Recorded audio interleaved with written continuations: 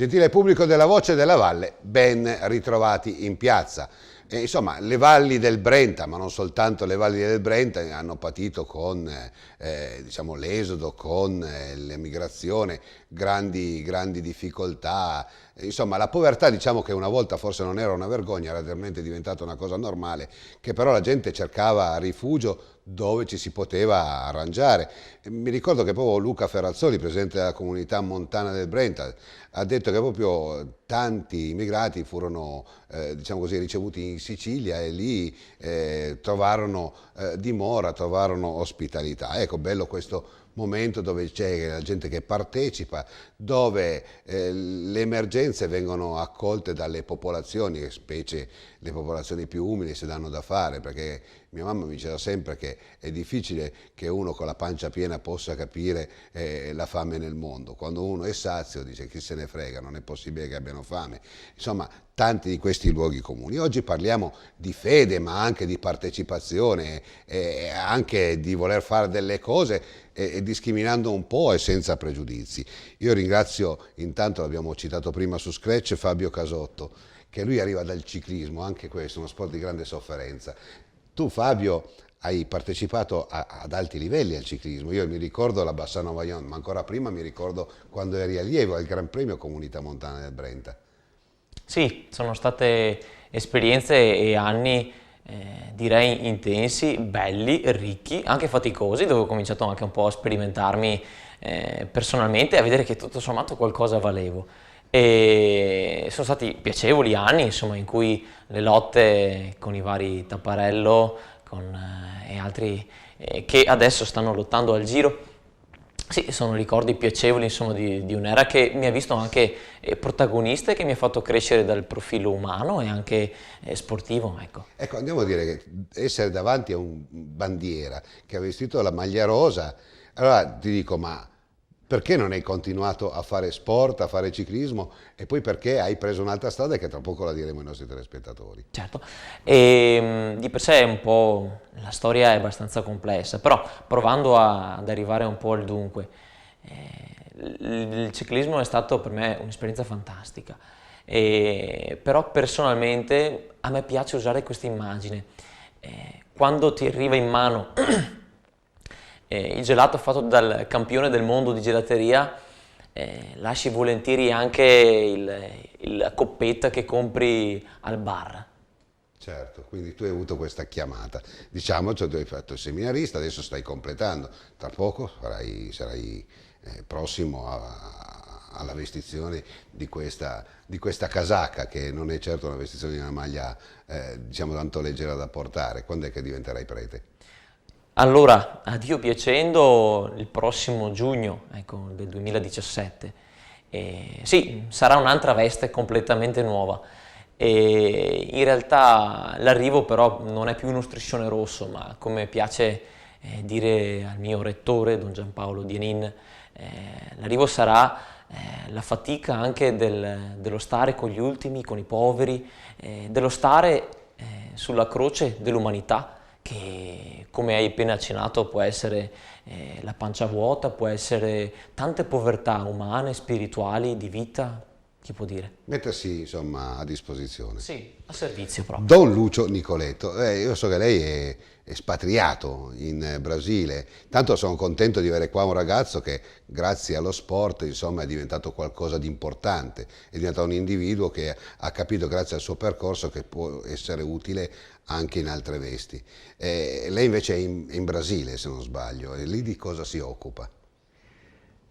Beh, sono arrivato in Brasile, sono partito qui dall'Italia, dalla diocesi di Padova nel 2005. Il vescovo mi ha fatto questa proposta di vivere alcuni anni della mia vita, del mio ministero, camminando insieme con questa gente, il popolo brasiliano, un popolo che, devo dire, fin da subito mi ha fatto capire che non stavo andando a portare niente, ma stavo andando a ricevere tantissimo. Il Brasile mi ha cambiato tantissimo.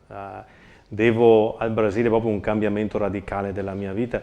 Sicuramente ha significato anche un modo diverso di comprendere la mia scelta di essere prete. il mio essere uomo tra la gente, il mio essere uomo in relazione con altre persone. Il fatto di essere un immigrante, perché alla fine poi è anche un po' questo, no? Che incontra un altro popolo, un'altra storia, un'altra mentalità, mi porta a ritornare ogni volta che torno in Italia, mi porta a guardare con occhi differenti, ad ascoltare anche con un cuore differente chi sta vivendo probabilmente anche la mia stessa esperienza qui in Italia, non solo come prete ma anche come cittadino di altri paesi in cerca di un po' di pane, in cerca di fortuna, in cerca di qualcosa, di qualcuno. E devo dire che tante volte mi sono riscoperto anche davanti a questa gente, nella stessa maniera in cui mi sono visto io davanti ai brasiliani che mi accoglievano, tante volte un po' perso, cosa ci sto a fare qua, potrei starmene a casa mia, eppure c'è sempre qualcosa di molto forte nel fondo del nostro cuore che ti porta a sentire che l'esserci, non l'essere, ma l'esserci o il fare qualcosa, ma l'esserci significa prima di tutto accogliere la sfida di tessere nuove relazioni, di tessere relazioni che poi realmente cambiano anche il destino di un'umanità. Probabilmente tu non lo vedrai, ma sei quella goccia in mezzo al mare che senti che farà cambiare, anzi la già sta cambiando. Io faccio sempre un discorso, nel senso che in questo periodo, specie negli ultimi 10 anni, c'è un trend che a me piace poco ed è quello di scagliarci contro le categorie. Sono contento che c'è Fabio che fa parte di uno sport dove è stato veramente minato in maniera eccessiva, quindi si pensa al ciclista, allora doping, tutti drogati, quando non è vero nulla. E tante volte mi faccio la stessa domanda: quanta croce dovete portarvi? Perché comunque quando c'è qualcosa si parla di pedofilia soltanto nei riguardi dei preti, senza forse guardare un po' più in profondità e capire che fin quando noi ci scaglieremo contro le categorie primeggerà la stupidità e forse ci perderemo delle occasioni, perché comunque il cattolicesimo vuol dire abbracciare un po' tutto quello che è l'umanità, indipendentemente dal credo. Uno può essere laico, se muore di fame si soccorre, cioè voglio dire, ce ne sono tanti di missionari. Poi dopo la seconda domanda sarà: perché non ve lo fate a casa vostra? Perché di solito si dice c'è tanto di quel bisogno da fare in Italia, perché andare altrove? Certo. Quindi vorrei una risposta un po' aperta a questo. Beh, prima di tutto, ecco, parto con il dire che non nascondo che a volte mi sorge un certo timore nel pensare che stiamo vivendo un periodo storico anche per noi come Chiesa, come preti, come consacrati, come religiosi, in cui ci troviamo sempre più indifesi, senza una corazza, senza qualche arma, tra virgolette.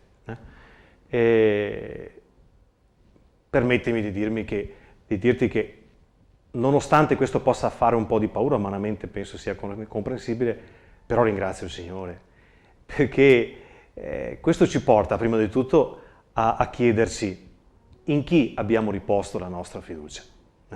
Alla fine dei conti, la vita del prete, come la vita di qualsiasi consacrato, è una vita che umanamente è incomprensibile. Difatti noi andiamo in una certa forma contro la natura, no? Penso magari il fatto di non sposarci, no? Però sentiamo anche che alla fine dei conti non è questo l'unico modo di amare, l'unico modo di essere una presenza di valore nel mondo. E tante volte anche noi ci perdiamo dentro le strutture umane, dentro delle dinamiche umane che poi alla fine ci sono sbattute in faccia anche senza tanto pudore. Certo. Queste credo che ci faranno bene. Guarda, io credo che l'occhio del laico, come potrei essere io, se è fornito di una certa profondità, si rende conto che ci sono dei preti, come anche altre persone, con del carisma particolarmente elevato. Prima parlavamo, padre Davide Maria Turoldo è uno di questi che ha vissuto e ha visto oltre alle anime.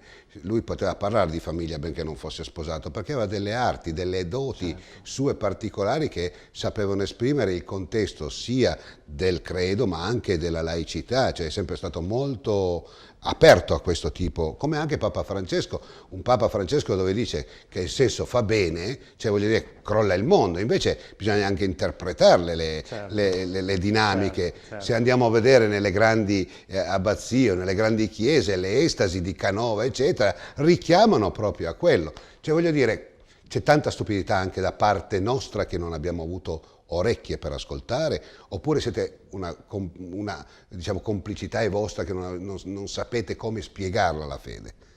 Siamo tutti dentro a un grande calderone chiamato umanità, dove potremmo dire che sono vari gli elementi, non c'è una risposta. Certo. Solo. Chiaramente la Chiesa ha passato momenti in cui probabilmente si è anche persa in tanti teoremi, dimenticandosi quello che è il nocciolo della questione: amare come Cristo ci ha amato e insegnare agli altri ad amare non attraverso o solamente i dogmi, ma prima di tutto attraverso la carità. E mi sembra che Papa Francesco questo ce lo stia predicando in tutte le salse. Credo che sia veramente una grande epifania, diciamo, la grande novità della Chiesa oggi, che rinnoverà sicuramente la Chiesa. Dall'altra parte poi mi viene da dire che tutto questo rinnovamento parte poi da dentro. È vero che se vogliamo noi possiamo colpare sempre gli altri per quello che ci manca, ma possiamo anche fare l'inverso, cioè se a un certo punto davanti a un problema ci sentiamo interpellati, la prima cosa che facciamo è il classico esame di coscienza per dirci: ma che cosa sto cercando? Che cosa realmente voglio dalla vita? E questo non c'è bisogno di essere prete o laico, cioè, è cosa di umanità. Cosa di umanità. Fabio, tu che sei giovane, in pratica devi cominciare ad avere un dialogo diverso anche per rappresentare il tuo credo, no? Quindi in questo momento, se andiamo a vedere, in questo momento di grande tensione, perché io sono molto preoccupato di questa tensione religiosa che sta avanzando, quindi parliamo di musulmani, parliamo di cristiani, quando poi alla fine al centro c'è sempre Maria per tutti, no? Quello che voglio chiederti è come difendersi anche da una pubblicità a volte dannosa nei riguardi dei preti. Tante volte su YouTube vediamo dei video dove i preti rifiutano l'ospitalità del poveraccio, i poveracci che si trasformano per andare a fare lo scoop, ma c'è una chiesa invece a parte, diversa, che accoglie. Mi viene in mente Don Ciotti, tanto per citarne uno. Ci sono migliaia di questi casi dove accolgono e senza però parlarne, senza mai fare pubblicità. Allora io vorrei tanto spezzare una lancia: facciamo pubblicità alle persone che fanno del bene, perché dobbiamo smettere di pensare che il bene si fa e si tiene nascosto, perché sennò alla fine perdiamo. Certo. Era questo. Sì. Guarda, sarà anche una frase un po' a spot, però fa più rumore un albero che cade che una foresta che cresce. E la Chiesa è un po' così. La Chiesa non fa baccano, soprattutto nel fare il bene, perché mi pare che qualcuno abbia detto: non sappi alla sinistra ciò che fa la tua destra. Perciò non dobbiamo andare a sbandierare che le attività assistenziali in Italia sono per lo più in mano alla Chiesa. Ecco. Ieri parlavo con dei clochard, insomma con le persone che non hanno ben poco, e non persone che sono sempre state sulla strada, ma ex marescialli in pensione, geometri, che per varie vicissitudini della vita hanno perso tutto e che dormono o lungo la strada o da soli in qualche cascina che non viene, piuttosto che in auto. E con molta semplicità stavo proprio parlando anche tu hai accennato prima con 3 ragazzi musulmani, no? E parlavamo un po' della nostra fede, no? Per capirne un po' di più, per entrare in dialogo, no? E questo signore, uno di questi, si alza un po' mentre stava mangiando e dice: ma sapete ragazzi, io so solo una cosa, che oggi la Chiesa mi sta dando da mangiare ed è l'unica che si preoccupa di me, gli altri no. E questo bisogna pur tenerne conto, perché gli altri vengono anche in maniera di grande difficoltà, perché insomma non hanno possibilità. Poi bisogna vedere con l'avanzare degli anni se riusciranno a creare anche una ricchezza per potersi rendere utili. Però credo che ci siano due cose diverse alla base tra il cristianesimo e il musulmanesimo, cioè nel senso sono proprio le basi che sono diverse nell'accoglienza e soprattutto anche nel partecipare alla religione. Mi pare che il cristianesimo sia più votato alla democrazia, mentre i musulmani, insomma, sia religione che politica sono la stessa cosa, quindi diventa molto più integralista il discorso. Cioè, mi sono spiegato, è un po' come dire che abbiamo un papa che diventa anche politico, non è mai successo nella Chiesa, e quando è cominciato a succedere si sono preoccupati tutti. O sbaglio, mi viene in mente Paolo VI, che era un politico che ha creato dei grossi problemi anche all'attività politica italiana. Quindi questo è da tenerne conto, che il cristianesimo debba avere la sua parte, mentre la laicità, la politica un'altra. Ma sicuramente è tipico di ogni uomo essere politico, cioè interessarsi di politica, nel senso di essere una persona che tesse relazioni e si preoccupa delle relazioni anche proprio dentro la collettività dove lui si esprime e trova anche la ragion d'essere anche della propria esistenza. Paolo VI ha tentato di iniettare nella società italiana ed europea dell'epoca una ventata di aria nuova, giustamente in relazione a questa non nuova, ma per riscoprire la vera politica. C'era Don Bosco, il patrono della gioventù, che diceva sempre: il mio obiettivo è educare i giovani perché diventino buoni cristiani e onesti cittadini.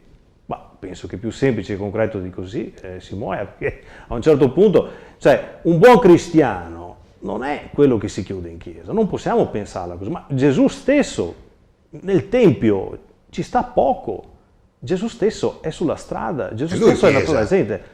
La Chiesa è il popolo, è la gente, la Chiesa è dove c'è Cristo, è dove c'è il cristiano che vive come Cristo e con Cristo. Voglio dire... La seconda parte vorrei riportare al cristianesimo che immaginavo io all'epoca degli oratori, che è un po' diversa da quella di oggi, dopo la pubblicità. Certo.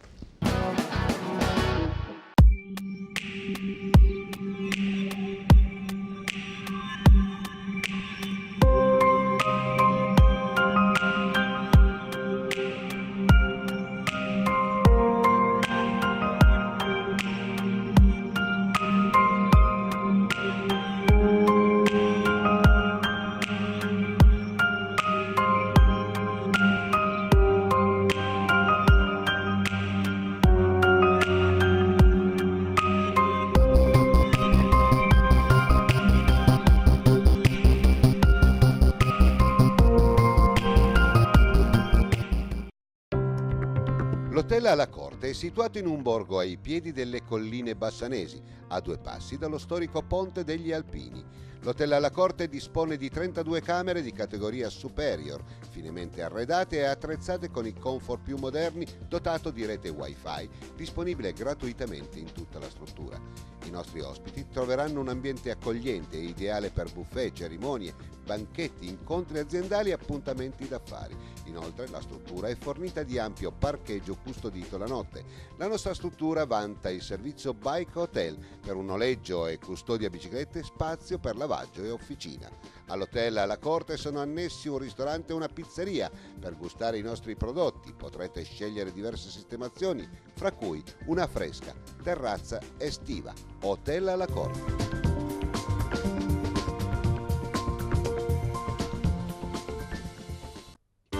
Epoca, prodotti certificati per la casa, l'industria, il giardinaggio e l'agricoltura. Epoca, diamo vita alla tua vita. In un percorso cicloturistico che dalla Baviera ti accompagna nella città più bella del mondo, Venezia, troverai il Bici Grill ristorante Birreria Cornale, con specialità bavaresi e le favolose pizze anche con pasta integrale e lievito madre, accompagnate con l'ottima birra Augustiner. Ristorante Birreria Bici Grill Cornale, a pochi chilometri da Bassano del Grappa.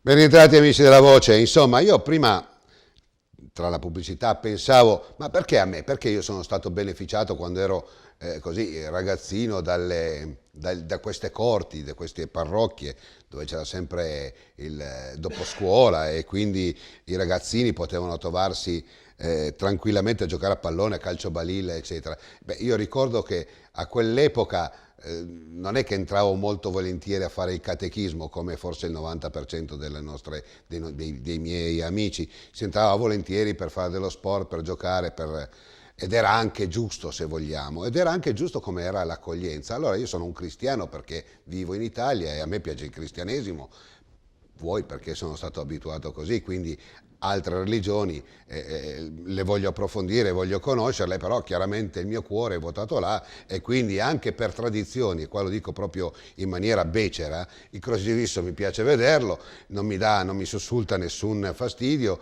le tradizioni che comprendono anche questa valle sono il presepe e quindi possono essere anche le epifanie tra il pagano e il religioso. È vero che noi come atto religioso facciamo un po' di confusione, però fa parte della nostra cialtronaggine, mi permetta questo divagare. Ma non abbiamo mai temuto per le nostre vite se non eravamo proprio ligi alla religione.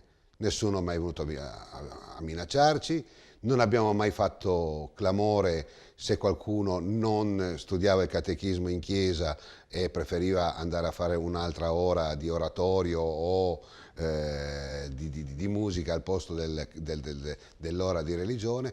E a me questo modo di contrappormi con la religiosità di grande libertà, io sono un liberale, mi ha sempre confortato. Oggi non vedo più la stessa cosa, sì, sempre nella religione, ma meno nelle altre.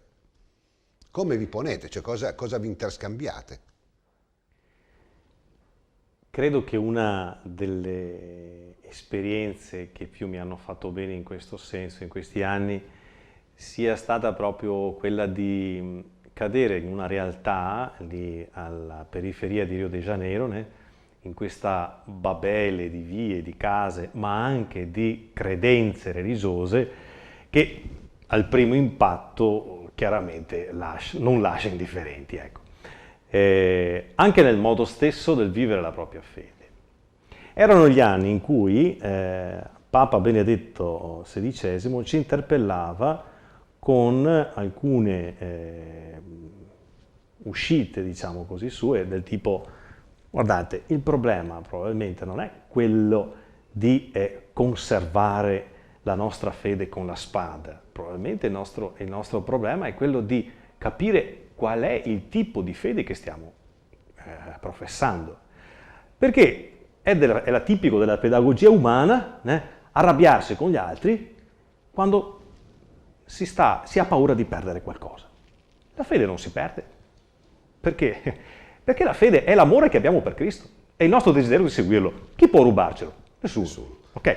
Allora probabilmente dietro a tutto questo si sta intravedendo anche nella nostra cultura, non solo padano-veneta, ma proprio europea, ecco, intravedendo la paura di perderci dentro a tutto questo marasma anche religioso che sta venendo avanti e che ci spaventa perché non lo conosciamo, ma anche perché ci porta a capire che forse non conosciamo così bene quello che ci appartiene. Qua hai dato la risposta che penso che sia più bella di tutte. Padre Vanildo, lei so che è brasiliano. Brasile, croce delizia. Brasile, tanta povertà, favelas.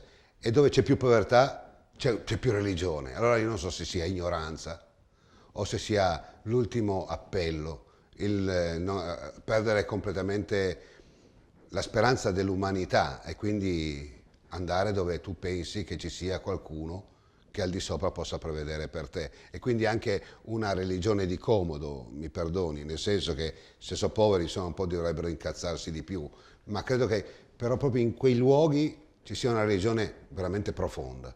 Come mai succede questo in Brasile? A igreja do Brasil, ela, especialmente na Baixada, onde eu já vivo há 14 anos, sou brasiliano, soprattutto la fede del popolo della Baixada Fluminense, che è la periferia di Rio de Janeiro, dove vivo da 14 anni, perché io sono originario dello stato di Santa Catarina, nel sud del Brasile. Per il tipo di popolo che si trova lì alla periferia, è un popolo che si trova stretto sempre dalla morsa della povertà, dell'ingiustizia e anche della violenza, però è in questa situazione che ha imparato a rimanere unito, molto. L'abbiamo capito soprattutto nella parrocchia dove abbiamo lavorato io e tutti i cristiani, accompagnando proprio queste piccole comunità, proprio per la solidarietà che esiste tra queste comunità, non solo all'interno della comunità, ma tra le comunità. Ed è la stessa presenza di Cristo che noi abbiamo percepito, che è quella presenza che queste comunità sentono come una forza per loro, la forza che genera la comunione, la solidarietà fra di loro, che è la stessa solidarietà che abbiamo tentato di portare avanti con la Chiesa di Padova in questi anni in cui abbiamo camminato insieme. Fabio, tu adesso stai cominciando invece a fare il percorso che porta un po' di aiuto a questi paesi del Sud America. So che hai un progetto che sta partendo adesso e noi vogliamo anche aiutarti in questo, per cui ci spieghi come state cercando di fare del bene alla nuova generazione, quella che si stava affacciando a un cristianesimo, non dico più moderno, ma un cristianesimo più chiaro, più impattante riguardo i giovani soprattutto. Sì, noi come seminaristi, un po' nel nostro itinerario formativo, al termine del 5° anno, in cui io mi trovo assieme a altri miei 4 compagni, andremo a fare un'esperienza di missione. Che cosa significa? Che partiremo quest'estate e andremo a fare o 15 o 20 giorni e dimoreremo presso appunto la parrocchia che è o in Brasile o in Ecuador. Ecco. E noi nel visitare un po' questa esperienza, nel capire, nell'andare a comprendere, proprio perché già prima abbiamo detto, no? Conoscere, dialogare permette di capire, di entrare nei panni dell'altro e quindi permette anche una empatia, no? Permette di metterci in relazione, no? Creare relazioni, quindi un cattolicesimo universale come la stessa parola lo dice, no? Ecco. Quindi noi andiamo a visitare e a vedere come si vive, che cos'è appunto la missione, che cos'è la parrocchia a Rio de Janeiro. Ma avete bisogno di soldi anche? Allora, noi personalmente cerchiamo di non pesare, ecco, in quello che riguarda appunto le nostre spese, ma cerchiamo di essere invece più propositivi nel cercare invece risorse da portare a questa gente, proprio perché, poi Don Lucio lo dirà meglio, dove andremo ci sono dei progetti di solidarietà che già loro portano avanti e anche in Ecuador si portano avanti. Scuole, servizi. Certo, sì. Tu mi dicevi che anche quelli che ti sponsorizzavano, tra virgolette, nel ciclismo ti hanno dato una mano. Chi sono? Mi viene in mente una società.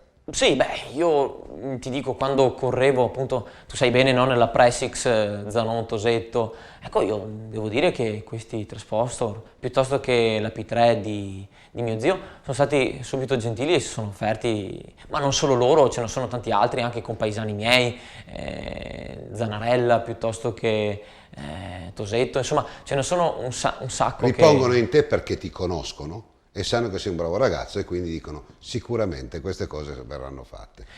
Io dico, da una parte, non lo nego, mi galvanizza un po' avere la fiducia di queste persone, ecco. E più di qualcuno mi si è presentato: guarda Fabio, so che tu andrai personalmente, queste sono le persone a cui andranno, quindi noi abbiamo sotto chiaro... il crollo dov'è e poi c'è anche un numero di telefono, lo vuoi dire? Sì, io do volentieri il mio proprio perché ci metto la faccia, ok? Ma mettilo pure anche in sovraimpressione. Ma volentieri. Ecco, perché resti. Ecco. Perché resti che soprattutto questa Chiesa possa andare fuori, ma permettimi di dire che il suo fuori sia più vicino alle persone che vogliono affacciarsi alla Chiesa, che sia una Chiesa che accolga tutti. Lo dico questo perché la Chiesa deve migliorare in qualche maniera certe lacune che se le porta da centinaia e centinaia d'anni. Io credo che la Chiesa debba accogliere totalmente ed essere molto rigida su quelle che sono, diciamo, i capi stipiti, perché anch'io da laico posso capire le unioni civili, le posso comprendere e addirittura favorirle, perché è giusto che sia così. due persone dello stesso sesso possono amarsi ed è giusto che si facciano compagnia fino a che morte non li separi. Però anche come laico sono molto rigido e anche come religioso pensare che da questo alla genitorialità ci passa centinaia di chilometri e allora credo che sia giusto essere rigidi qua e essere più tolleranti nelle comunioni, se uno ci crede. Il divorziato non debba essere non invitato alla cena del Signore, ma possa anche lui beatificare per chi crede, padre. Questo che sia le prime due, diciamo, i primi due incipit che potrebbero cominciare a far capire che c'è una Chiesa che accoglie e che in qualche maniera rimane anche rigida e ferma. Mi fa sempre specie quando mi rendo conto che la gente, quando dico la gente, tutti indistintamente, guardano sempre la Chiesa come un punto che ha qualcosa da dire e ci tiene a dirlo. Io ogni tanto cerco di ascoltarmi e dico, devo stare attento a non spararle grosse, perché a volte anche il pericolo è questo. In che senso? Nel senso che io non posso avere tutte le risposte per le domande che mi chiedono. Ci sono certi interrogativi che fanno parte della nostra umanità e che forse 2000 anni di storia non basteranno. Okay? Anche il bello della religione può avere anche dei dubbi, perché certo. Anzi, forse sarebbe proprio bello e opportuno riscoprire la bellezza del dubbio, non come la mancanza di una risposta, ma come l'opportunità per ricercarlo insieme e non da soli. Per cui anche la Chiesa penso che stia vivendo un tempo, una nuova primavera. Sento che è difficile da mandare giù, ma sento che è così. Perché? Perché una Chiesa che ha sempre vissuto di certezze non è la Chiesa di Gesù Cristo.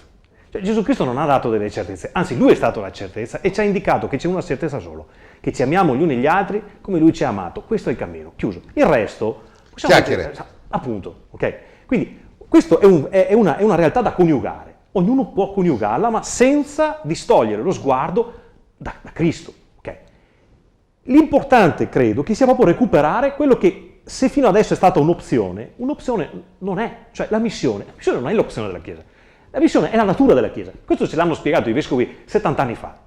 Cioè noi non abbiamo ancora imparato. Per cui dico, mi fa piacere quando mai qualcuno mi dice ma vai là ad aiutare quelli che hanno più bisogno di noi.